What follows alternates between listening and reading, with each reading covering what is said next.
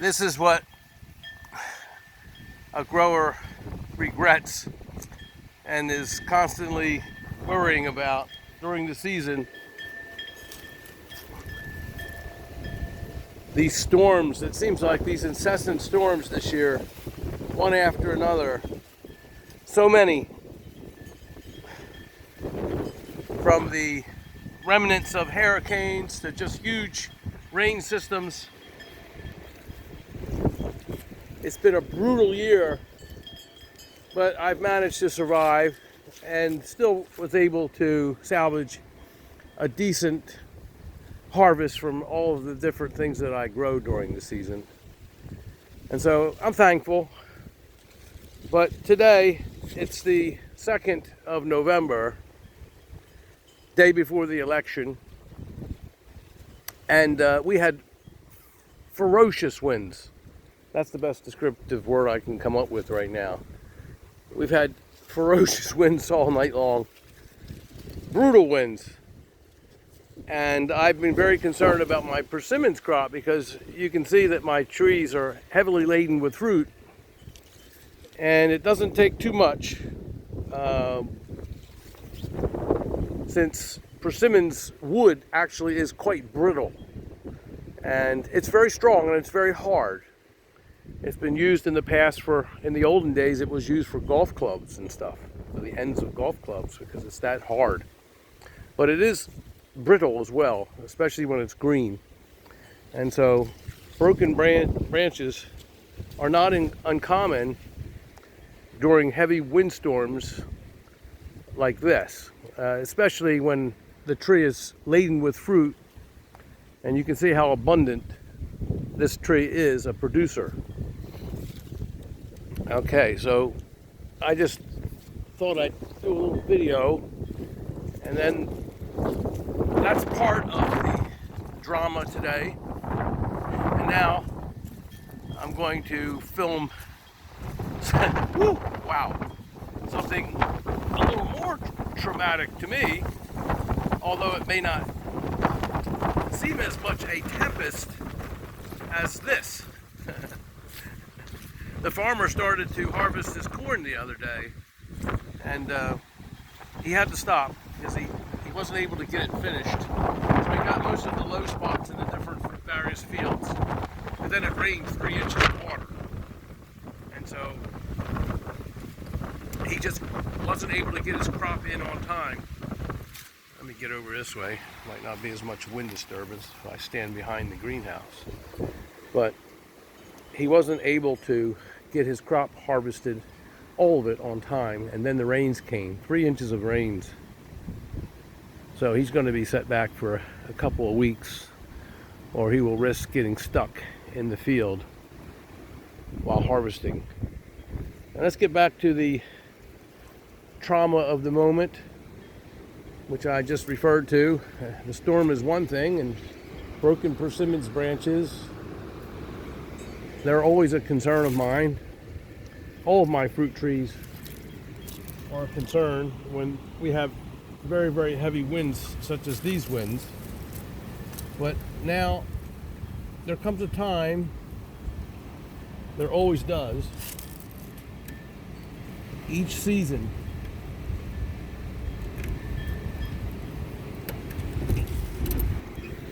when we get to a point which I call the last fig. Now, symbolically, it may not actually be the last fig, because there might be a really poor specimen that I will pick later. That might not be so.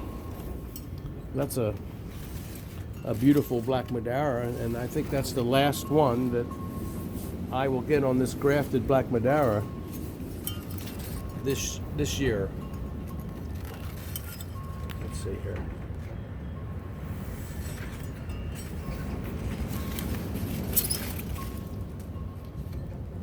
I can't see too well. There's a glare coming off the plastic panels. Oh, look at this. This is a better still. Oh, that one's a beauty. Look at that. Another Black Madeira off my older tree. Look at that. And it's Preto. This Preto has one that, yeah, I guess it's going to make it. Oh, it's really ripe. So even, oh, wow, what happened? It just fell off. It's ripe. So, and then I have one remaining, I believe, or did I already eat it? Yeah, I did. Oh no, there it is. One remaining Italian 258, which is also ripe. Let's eat this. We're going to get down to the last fig. Look at that. Wow. That is beautiful. What a distinction these Pretos have, which I believe is very, very, very, very similar to Black Madeira, if not the same. I do think there's a little bit of a difference. I honestly do genetically. I think the growth pattern is a little different. I covered this before when I discussed Black Madeira, and when I also have a video when I also discussed Preto versus Black Madeira. But look at that. This is what we need to talk about right now. Look how beautiful that is. Isn't that gorgeous? Wow. And now I'm going to eat part of this. Ooh. You know, when I tell you that I wish you could taste this, I honestly, really, really, really, really do wish that I could somehow convey to you the delicious flavor, even at this late date, of the Black Madeira fig and Preto, because they're so similar. The taste pattern, the taste signature is identical, so much as I can ever tell. So that's the last Preto of the season. And it's a sad moment. Every year, it comes to this. Now, this Black Madeira quite likely will get ripe sometime in the future. It's a little green now. And let's go to the Italian 258. This is the last. Oh, wow, hear that wind out there. It's ferocious. Wow. Well, let's pick this Italian 258. Wow, let's open it up. There we go. Look at that. Italian 258. The last Italian 258, for sure. Absolutely, certainly. This will be the last Italian 258 that I will enjoy of the season. Of that, there is no doubt. So it's a momentous occasion, and I want to capture it for your benefit and for mine. I can reflect back on these tapes in the wintertime as I do, and I can tell you they bring me such a comfort when the winds are howling and the snow's falling and the ice is hanging off the eaves and it's bitter, bitter cold. And spring seems like it will never, ever be in sight. And these videos bring me comfort to know that spring will return and there'll be another season to look forward to. And trust me, it gets me through. It gets me through the season. Especially since I do have a touch of SAD, which is a malady of a sort, psychologically, that afflicts me and many, many millions of other Americans, where the waning sun of the winter solstice slightly depresses them. And the only relief to that really is things like this, watching videos, maintaining a positive attitude, and looking forward to spring. And of course, once you get past the solstice and the days begin to lengthen, that's the greatest medicine for that affliction, if you will. So let's go to, I'll put this over here. I think I'll save this one for Debbie. And now we get to what is characteristically ritual each year for me. The last fig. This is Black Madeira. This is my older tree. If I can see it, there we go. It performed beautifully. And while it is possible that this one will get ripe later on, just for fun, I guess, we'll pretend that it won't. It might. It probably won't be a very good quality when it does, since it's getting very, very cold this time of the season.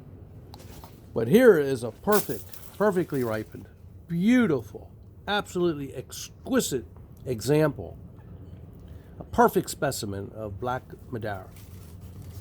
There it is.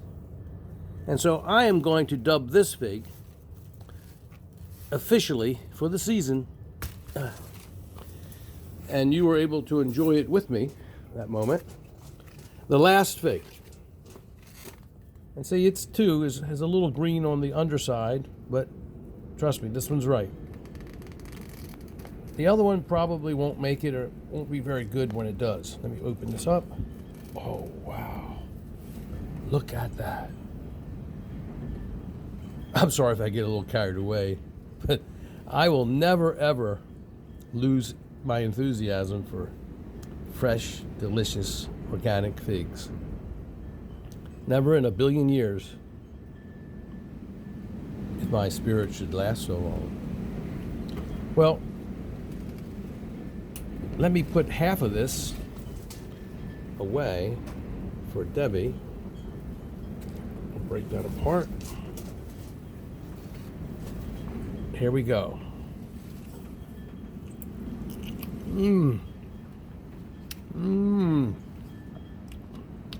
Oh, that was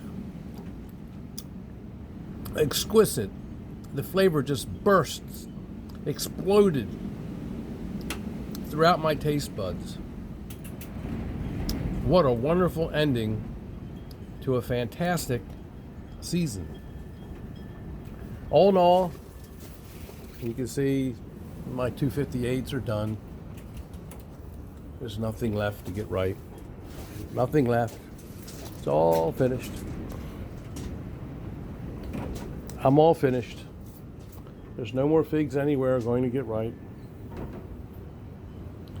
This is the last of the Mohicans in fig terms. This is it. I wanted you to share the moment with me.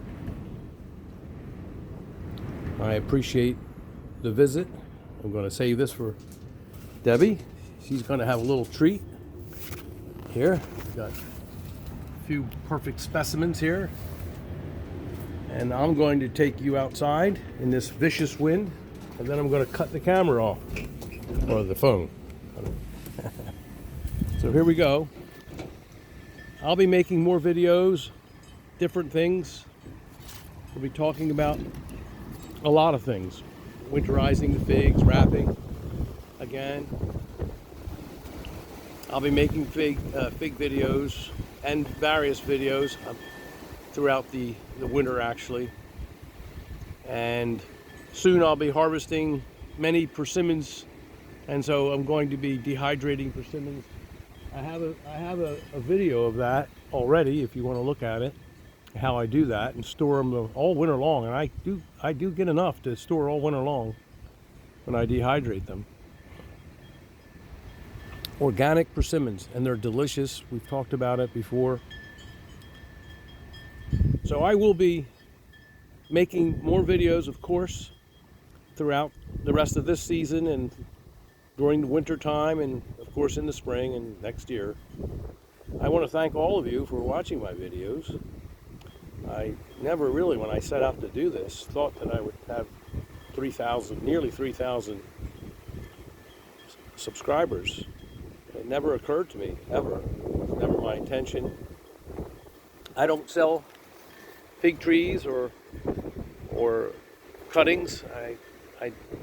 I've never sold one in my life, and there's nothing wrong with that. That's a wonderful thing. I'm not putting it down. I'm not in the slightest little bit being the least little bit condescending towards those who do. Of course they should, to offset their expenses. I have so many cuttings, I should sell a few, but I don't. And I give them to my close friends and relatives. I only made these videos, honestly, for prosperity, the culmination of my lifetime of being a grower, and for your benefit, and for the benefit of the new people coming into this very, very wonderful hobby. I wanted you to have the benefit of some of the things that I've learned over the years. I wanted to pass it along, and I've tried to do that. And I've got over 80 videos now. They just happened spontaneously, never planned, never rehearsed. They just happened.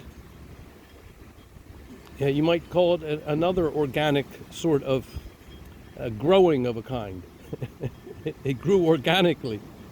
And thank you for your participation and for your loyalty and for your comments.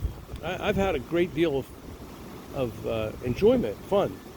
It's been very interesting to me and stimulating and rewarding. And I hope I've been helpful and useful to you, and certainly to some of the new startup people that are getting involved in this wonderful hobby of figs and growing things and organics and such. And so I hope I've made it interesting. I've done my best. I only have a phone. I don't have a camera. I don't rehearse. I don't edit. I never ever rehearse. I just do it. And I'm hoping that it's useful to you. I make mistakes. I've often said in my videos that I'm not a great movie producer of enormous fame. I'm just a backyard grower. I've been all my life, and the productions aren't perhaps what they could be if they were done by someone with greater skill and experience. But for just having a phone and doing everything from heart, spontaneously at the moment, as the experiences occur to me, and sharing them with you, I think I've done okay, and apparently you think that, and that's more important. And so thank you for your visits. I really do appreciate all of your interaction. We carefully avoided a frost the other night. It went down to 33 degrees, and so I still have some peppers, and Debbie picked a bunch of them 2 days ago, and we had a wonderful pepper meal. And you can see that my broccoli rabe is growing quite nicely, and soon the tomatoes and the peppers and everything else except the parsley and the lettuce and the broccoli rabe will succumb to the frost and to the cold weather of winter, of fall, late fall. So with that, once again, thank you for your visits. Good day.